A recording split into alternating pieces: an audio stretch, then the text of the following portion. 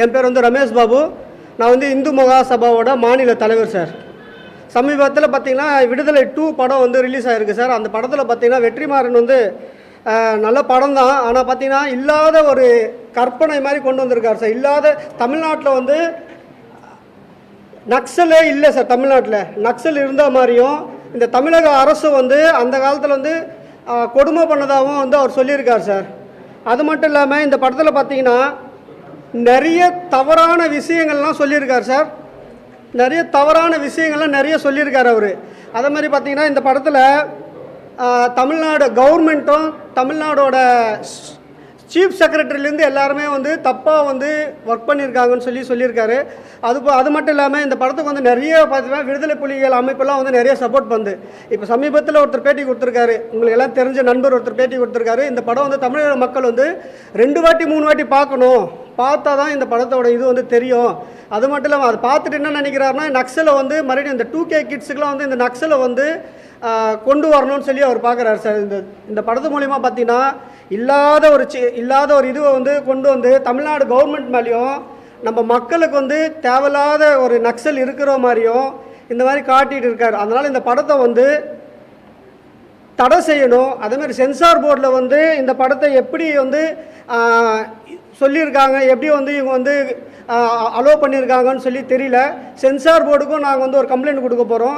அதே போல் கமிஷனர் அலுவலகத்தில் வந்து நாங்கள் வந்து வெற்றிமாறன் பற்றியும் வெற்றிமாறன் பின்னணியில் யார் யார் இருக்காங்க, இந்த மாதிரி படத்துக்கான இந்த மாதிரி கதை அவர் எங்கேருந்து எடுத்திருக்காரு, அவர் கதை எங்கேருந்து எடுத்திருக்காரு, இது உண்மையாக நடந்ததா இல்லையான்னு சொல்லி அவர் வந்து இது வரைக்கும் சொல்லவே இல்லை.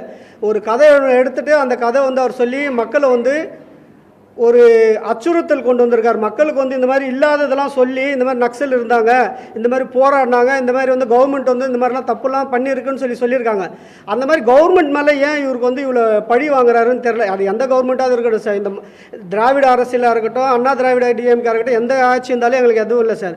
இல்லாதது சொல்லக்கூடாது. இந்த படத்தை வந்து உடனே வந்து எல்லா திரையரங்களும் வந்து தடை செய்யணும். இந்த கவர்மெண்ட் வந்து சிஎம்மும் டெப்டி சிஎம் வந்து இந்த படத்தை பார்த்துட்டு இந்த படத்துக்கான அங்கீகாரம் வந்து ரத்து செய்யணும்னு சொல்லி நாங்கள் வந்து இந்து மகாசபா சார்பாக வந்து கேட்டுக்கிறோம் சார்.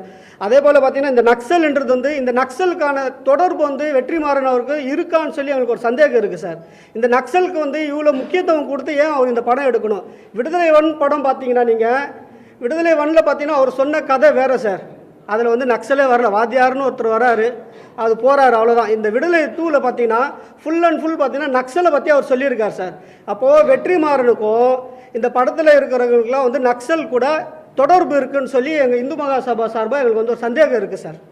அதனால தான் வெற்றிமாறன் மேலே கம்ப்ளைண்ட் கொடுத்துட்டு நாங்கள் கொடுத்த கம்ப்ளைண்ட் மேலே நடவடிக்கை எடுத்து வெற்றிமாறனை வந்து கைது செய்யணும்னு சொல்லி நாங்கள் கேட்டுக்கிறோம் சார்.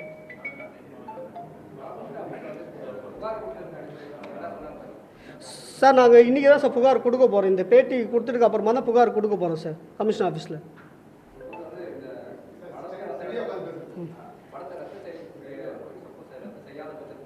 சார் நாங்கள் படத்தை ரத்து செய்யலைன்னா எந்தெந்த திரையரங்கத்தில் வந்து இந்த படம் ஓடுதோ அங்கெல்லாம் வந்து நாங்கள் முற்றுகை போராட்டம் நடத்துவோம்னு சொல்லிக்கிறோம் சார். நான்